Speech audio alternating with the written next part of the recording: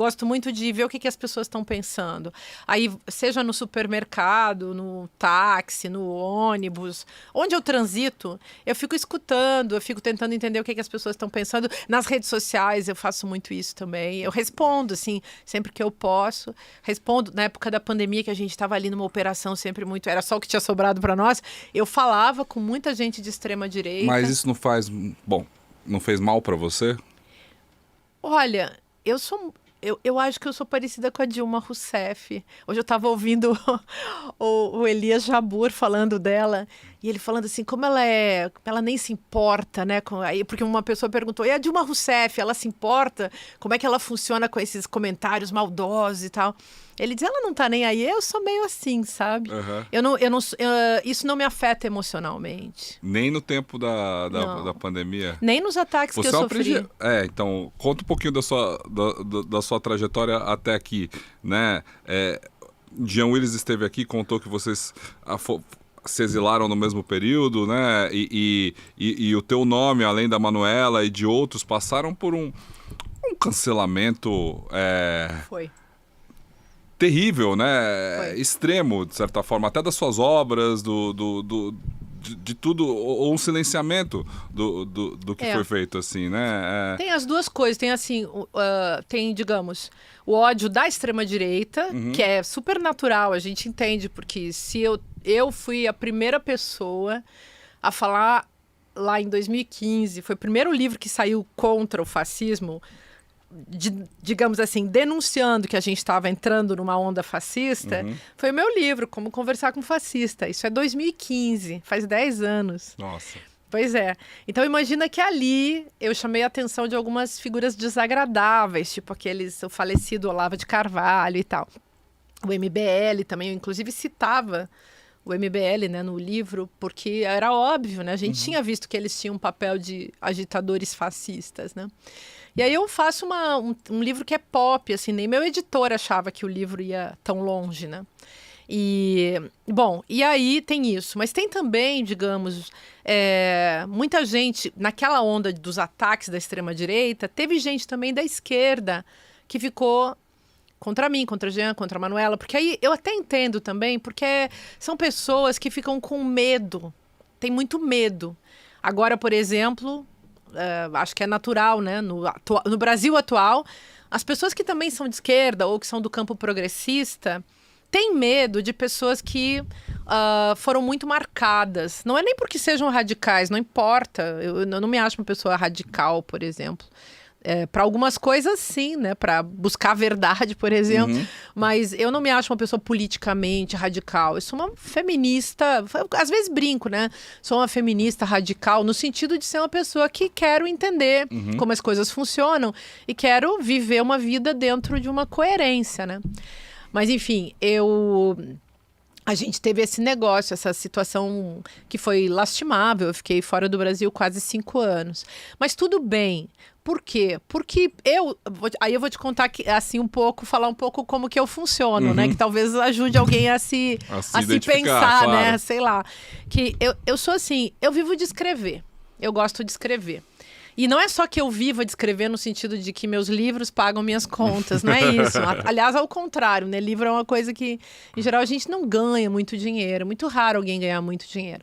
Mas tem um prazer nisso, um grande prazer. E eu tenho dedicado a minha vida a escrever. Então, eu, desde muito tempo, há mais de 30 anos, eu estou escrevendo.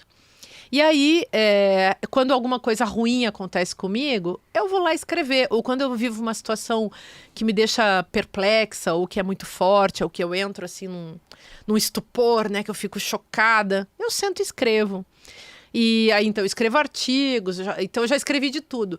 Crônica, artigo acadêmico, tese, sei lá, todas essas formas, assim, mas também já escrevi romances, eu tenho 7 romances publicados, livro de contos, já dei muita oficina literária.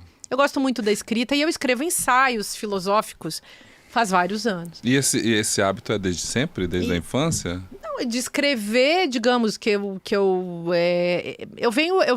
estudei filosofia, né? Fiz toda uma formação, mestrado, doutorado, essas coisas, dei aula de filosofia em universidade por 30 anos. Mas eu também venho das artes visuais. Então, eu me formei também em artes, me formei em desenho, sou uma pessoa que desenho, voltei a me dedicar a isso. E a escrita literária, ela sempre esteve na minha vida, mas eu só publiquei meu primeiro livro, meu primeiro romance com 30 e poucos anos. Já faz, então, 20 anos que eu publiquei meu primeiro romance. Mas, assim, o texto escrito, tipo um livro como esse, eu fiquei 20 anos escrevendo isso aqui.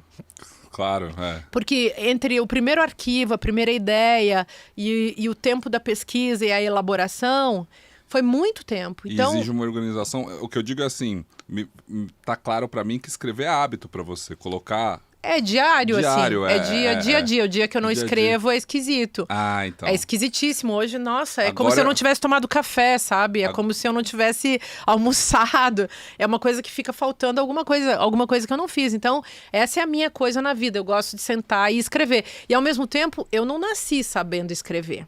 Eu me esforcei, eu fui aprendendo as formas, eu fui lendo muito para aprender, fui criando meu próprio estilo, que eu acho que é uma coisa assim que quem é escritor, é isso que um escritor faz, né? A pessoa fica lá se esforçando, lendo um, lendo o outro, para ver onde que ela se identifica, como é que você desenvolve esse caminho. E claro, num romance, por exemplo, os primeiros que eu escrevi, tinha aquela coisa, nossa, como é que cabe um livro inteiro na sua cabeça, né? Como é que você desenvolve 300, 400, 500... Eu tenho 2 romances que têm 600 páginas. Como que aquilo cabe na cabeça da pessoa, né? Como é que você chega do começo até o fim compreendendo uma coisa que é difícil para a nossa época, desafio aqui do seu programa.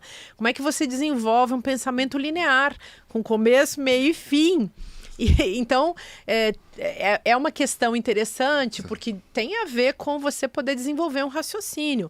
E os ensaios, então, nem se fala. Quer dizer, você tem uma tese, você tem um assunto para desenvolver, você quer mostrar para as pessoas que aquilo que você pensa faz sentido. E que não é só você que está pensando, você está pensando junto com várias outras pessoas que já escreveram, que também pesquisam. Nossa, você sabe que Então você tem que ser cabeçudo mesmo. Claro! Mas finaliza aí essa última dica para as pessoas, para ver como isso for um caminho, porque o que você está dando é quase o que eu estou falando é uma coisa psicológica até. Porque assim, exatamente. Quando você pensa assim, como é que eu vivi? Eu saí do Brasil no final de 2018, super ameaçada de morte por figuras horrorosas. Gente que realmente é muito cheia de ódio. E eu fui embora do Brasil. Isso não quer dizer que eu não tenha sofrido. Eu passei por situações muito difíceis. Quem lê o meu livro com o Jean, O Que Não Se Pode Dizer, entende o que é isso. Porque tem gente que glamoriza, né? Não dá para glamorizar uma coisa dessas. Foi um negócio muito horroroso. Porém, eu passei quase 5 anos fora do Brasil, com os sofrimentos, enfim, que fazem parte do processo. Mas, assim, eu nunca tomei um antidepressivo. Eu não tenho tendência a crise de pânico, ansiedade. Eu vi uma vez o MBL fazendo um vídeo, uns caras aqueles caras perigosíssimos. Eles fizeram um vídeo falando de mim e eles falavam assim, alguma coisa do tipo, nossa, como ela é calma. Tipo assim, eles não conseguem entender que, assim, sei lá. Essa gente de extrema-direita tem um processo psicopolítico. Bolsonaro foi expert nisso e muita gente desse campo faz isso, né? É um processo que eu chamo nos meus livros de psicopoder. É um cálculo que eles fazem sobre o seu sentimento, sobre o seu pensamento. Só que assim, gente, passei a vida inteira estudando filosofia, fazendo análise, psicanálise. Sou espiritualmente muito engajada numa experiência com a vida, que é uma experiência espiritual. Então, assim, a pessoa, para me desestabilizar, bom, acho que não seria possível, né? E tem uma coisa também que essa gente adora dizer que mulher é louca, destrambelhada e tal, né? Porque o fascismo e o machismo no Brasil também andam coladinhos, né? E eu, lendo, estudando, observando e entendendo como funcionam os jogos do psicopoder, eu fui me tornando uma pessoa muito, sei lá... Casca grossa. Casca grossa. Outra, eu me criei assim... Eu venho de uma infância muito, muito eu me criei no frio, sabe? Então, assim, eu sou realmente uma pessoa muito casca grossa. E como diz um amigo meu disse assim, nossa, Marcia, você tem uma fama de radical da esquerda e você é um docinho, né? Eu sou uma pessoa meiga ao mesmo tempo, eu gosto dos meus amigos, eu sou amorosa, mas eu sou essa coisa, eu sou uma pessoa mental e gosto de ficar lá travando meu embate intelectual com meus assuntos, meus livros.